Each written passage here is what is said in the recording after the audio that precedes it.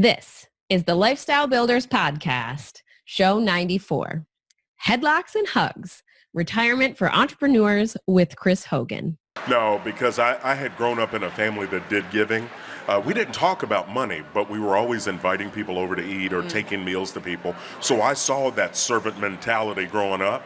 And so the mindset was, obviously, what can I impact? What are the things I believe in that I'm going to do? And so I think, that is giving is an awesome thing for both sides, right? For the person that receives it and the person that gives it. And you're right. When you take care of business and your focus, you can impact many more people's lives. Are you frustrated by a lack of momentum in your business? Tired of putting in long hours doing what everyone says you should and still not making money? Sounds like you're ready for Lifestyle Builders. We'll help you get back on track, taking action, and seeing results. Head over to joinlifestylebuilders.com today to get started.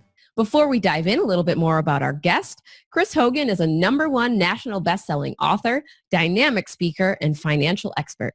For more than a decade, Hogan has served at Ramsey Solutions, spreading a message of hope and to audiences across the country as a financial coach and a Ramsey personality. Chris has challenges and equips people to take control of their money and reach their financial goals using the Chris Hogan Show, his national TV appearances, and live events across the nation.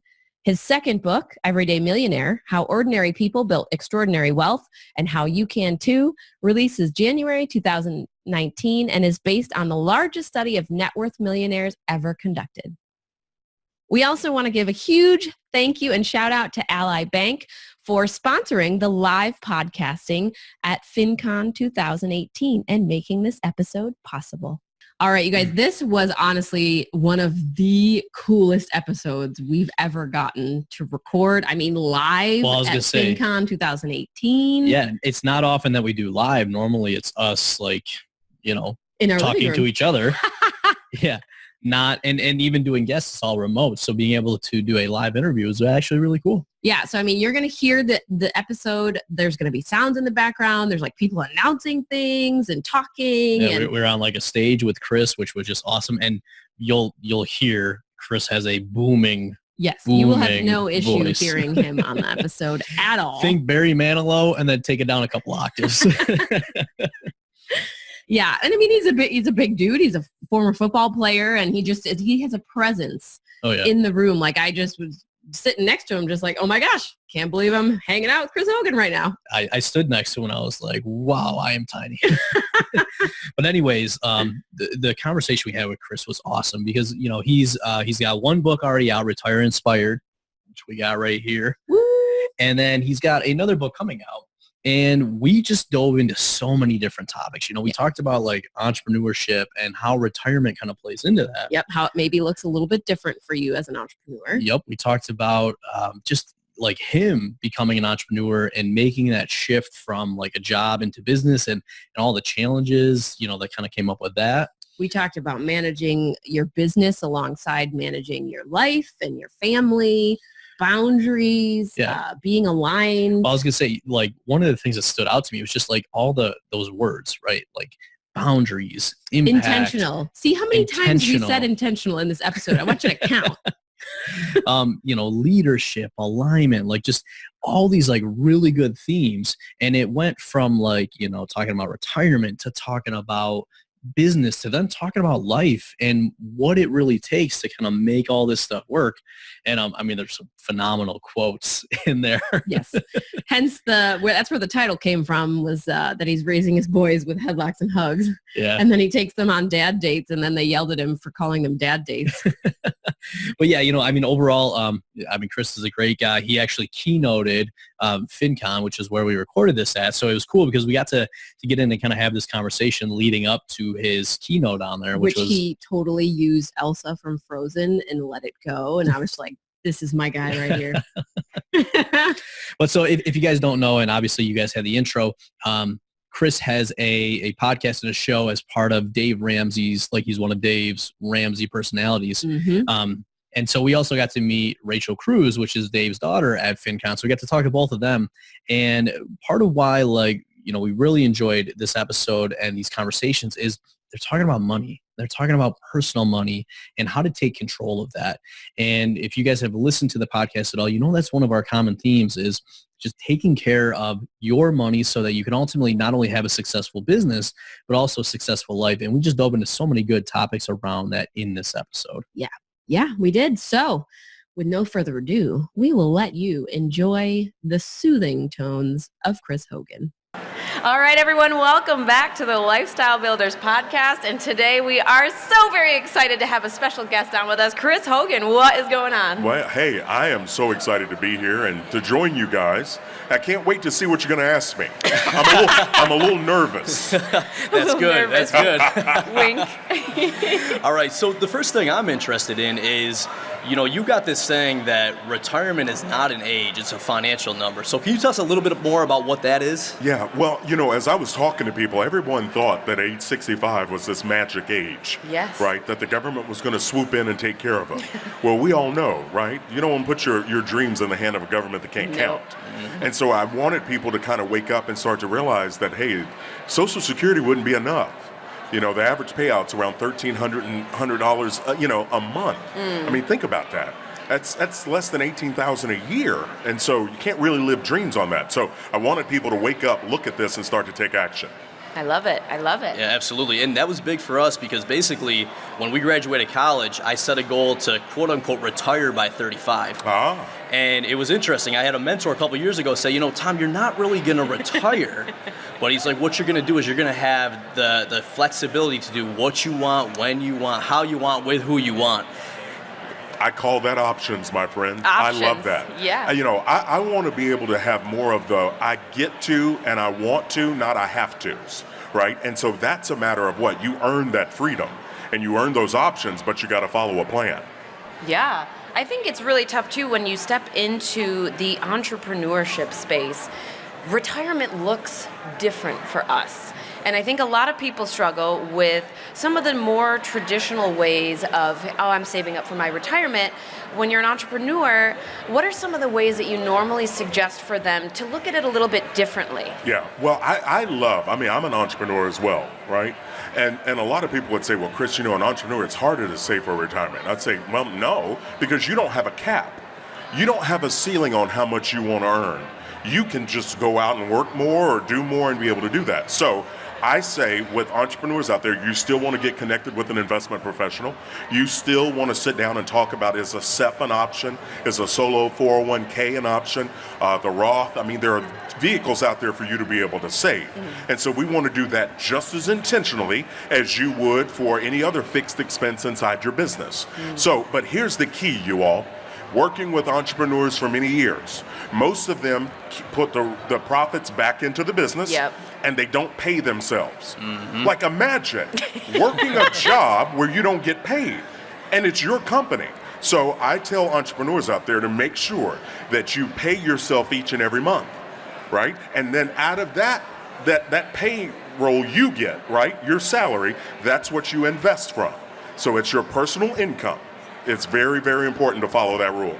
Yeah, and that's big. A lot of times we see the same thing. Like people will start a business and for several years they're not taking a paycheck out of it. And early on, I learned pay yourself first, right? And so we did that with our personal finances while we had jobs. And then leaving when we transitioned into business, we did the same thing. So, it's so important. Just because it's your business, you still got to get a paycheck from that. No, you really do. And it's just good stewardship, right? Because again, you can imagine if you've started this business and you've got a family at home, right? And now what is the family living off of, mm-hmm. right? So again, please make sure you pay yourself. Think in two buckets. I've got my company bucket and I've got my personal bucket. And I want to make sure I'm running it that way. Yeah, mm-hmm. We talk about buckets for all of things.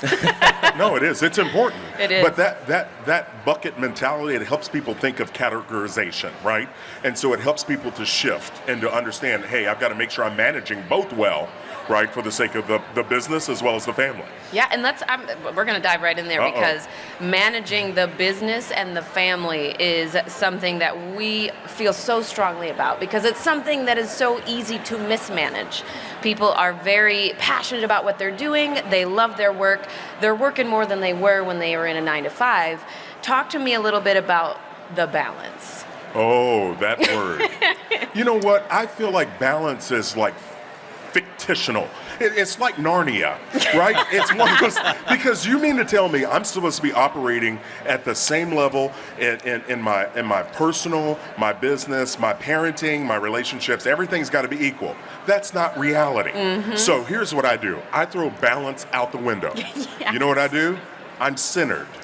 What I mean is I'm in the center of the thing I'm supposed to be doing. When I'm at work, I'm in the center of being at work. When I'm at home, I'm in the center of being at home.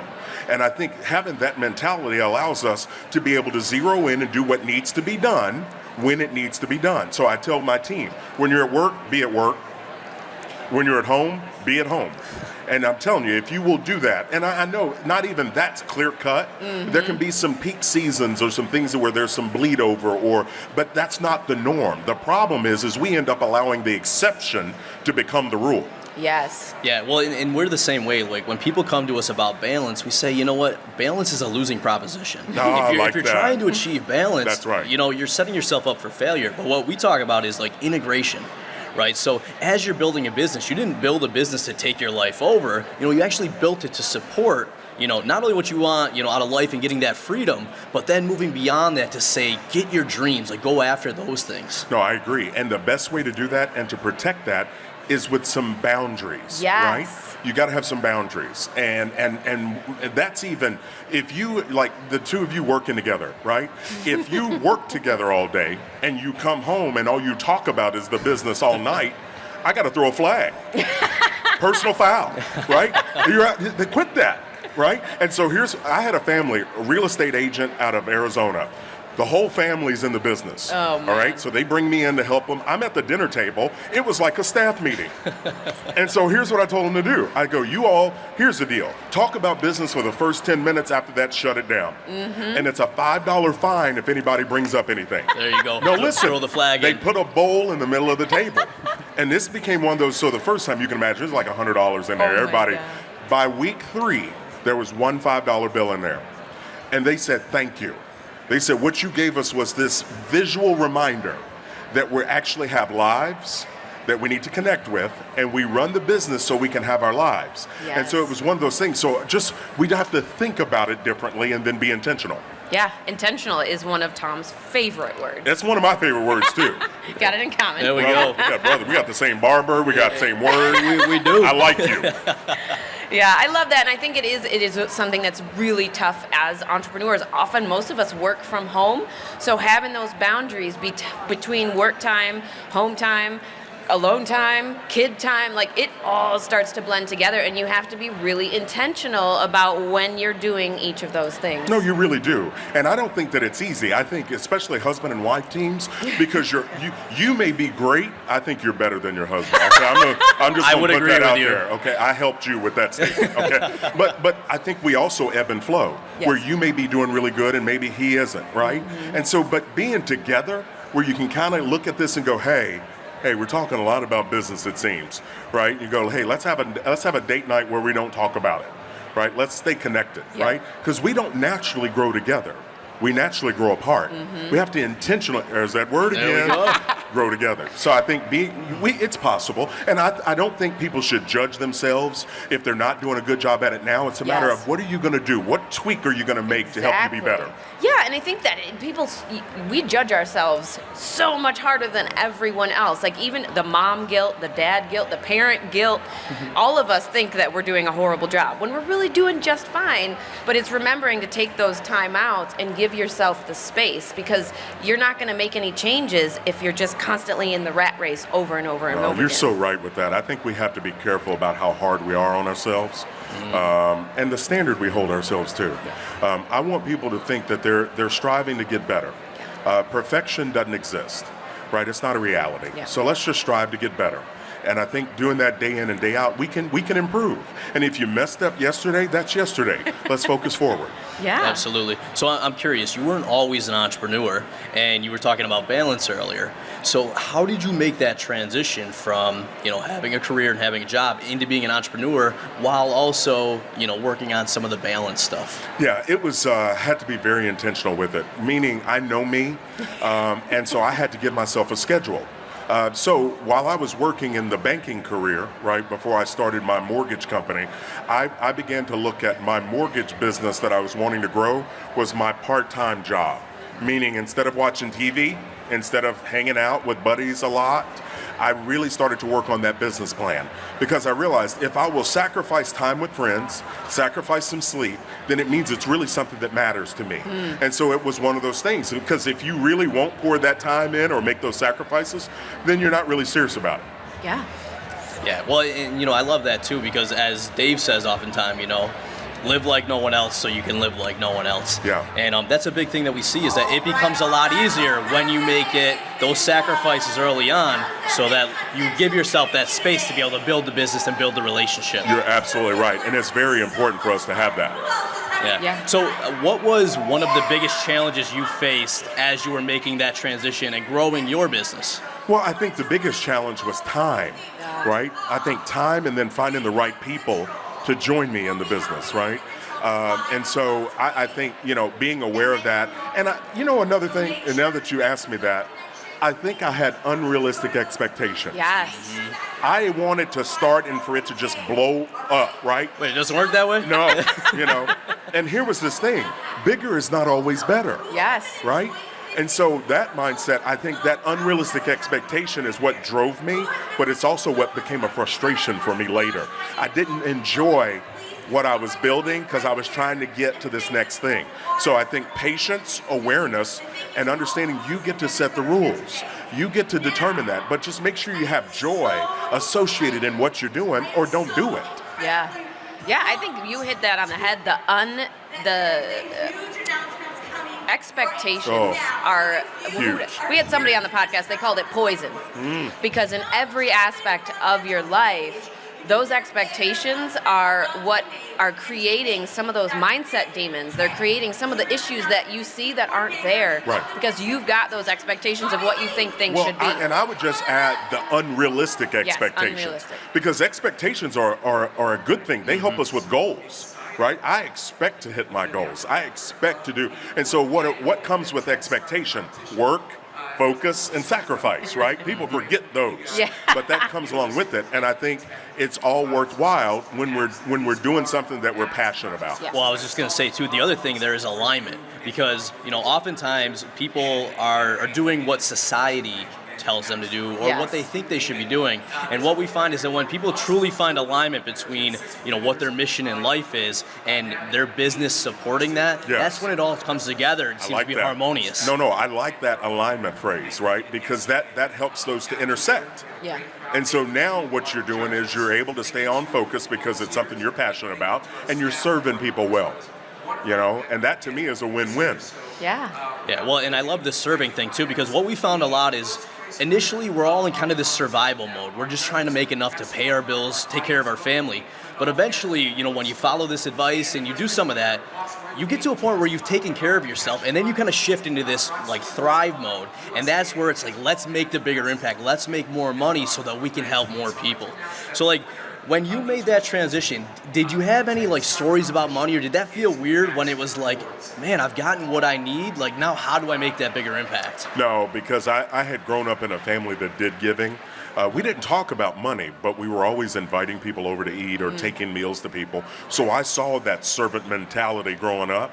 And so the mindset was, obviously, what can I impact? Yeah. What are the things I believe in that I'm going to do? And so I think, that is giving is an awesome thing for both sides, right? For the person that receives it and the person that gives it. And you're right. When you take care of business and you're focused, you can impact many more people's lives. And it's all a matter of staying focused. Yeah. Yeah, absolutely. And I think that the important thing to realize too, because the word impact is such a buzzword right now in this industry, and everyone's like, oh, I've got to make an impact, I've got to do big things. And what it really comes down to is back to that serving statement. Your impact may not be big, it may not look grand, but you're still impacting people when you're serving them. And I think people forget that when they're just starting out in business and in entrepreneurship, that you may not think you're a big deal, but the things that you're doing are helping someone. And you've got to stay in touch with that, because it's so easy to think those thoughts of grandeur and like, no, I've got to do it bigger. I've got to impact more people. Don't forget why you started it in the first place. And those people that you started out helping, That's right. those are your people that you're serving. No, I agree. And I think one of the key things for a leader to remember, an entrepreneur, it's not just impacting your customers. Please make an impact on your team. Yes. Right? I'm going to tell you all one of my favorite statements. I hit on this because I was thinking about the coaches in my life that have guided me, the teachers, the coaches, all the people that poured into this little Kentucky boy, right? Because they really helped me think different. A good leader can help someone get better at their job, right? They can. Yep. You can show them how to do their job better, right? But a great leader is different. A good leader can help someone get better at their job. A great leader can help someone get better at their life. Mm-hmm. Love And it's that. a whole different mindset of the kind of impact you can have on someone's life in their parenting, in their relationships, all in the way you treat them, all in the way that you are serving them well. And so to me, it's incredible multiplying effect that can happen. So you talk about leadership, and I'm curious, how do you take the leadership lessons that you've learned from business and being an entrepreneur and apply them at home and in your life? Absolutely. It goes back to the word intentional, right? My three boys, they're 11, 13, and 14. So those boys, they matter to me, right? And as their dad, my job is to help mold and shape them, right? Sometimes it's with a headlock, but most of the time it's with hugs. But it is making sure that I'm aware and I know that I'm helping them to think, I'm helping them to learn. I'm also an example in what I do. And so it's something I'm very intentional with, and talking with them. And I try to make sure that I'm listening to them more than I'm talking. So I ask them questions. We do dad dates. They don't like me to call that. They don't like that. They used to like it younger. Now the 14-year-old's like, Dad, can we call it something else? We don't want to call this a dad date. I said, well, let's call it hangout time then. But it is spending time with them is good because I want to make sure I'm listening to them and I'm hearing how they're thinking and how they're processing.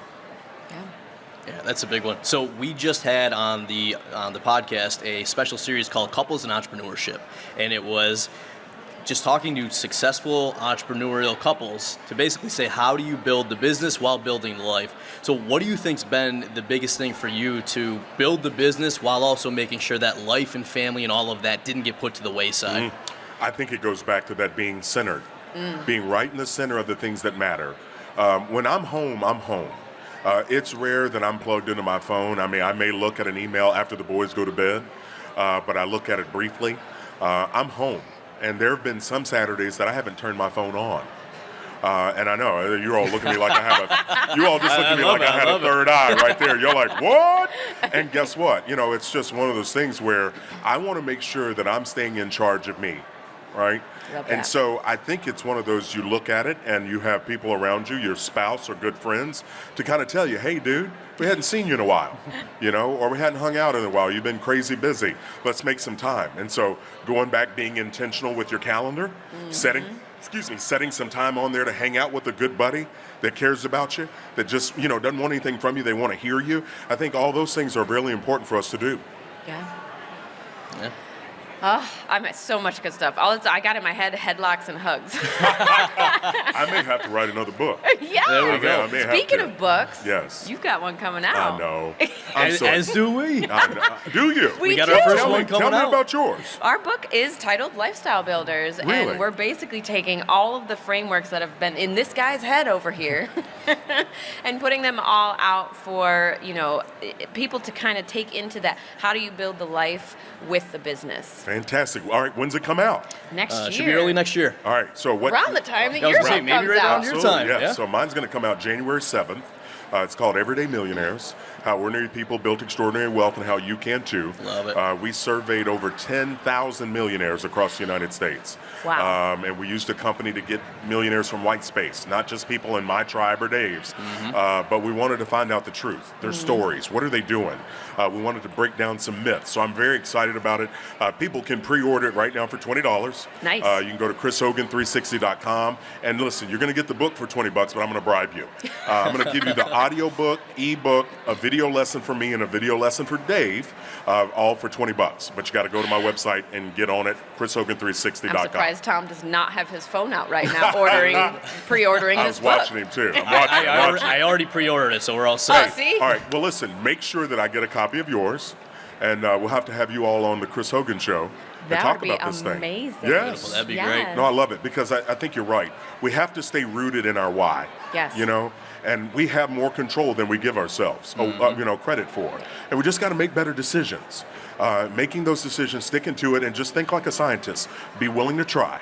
Right? Yes. Be willing to try. And surrounding yourself with good people, Yes. like those that are in this room right now, that are going to be a support system, because entrepreneurship is hard. It is hard, and it can be lonely. It's so very lonely. And so Very lonely. that's the one thing you don't want to do alone. Don't do Yeah. entrepreneurship alone. No, we You always gotta tell have people in your corner. find a community. Yes. Doesn't matter what it looks like, find your community. Totally agree. Well, you all, thank you for having me. Thank you so much Seriously. for coming on. It was Yes. awesome. I look Yeah. forward to doing it again.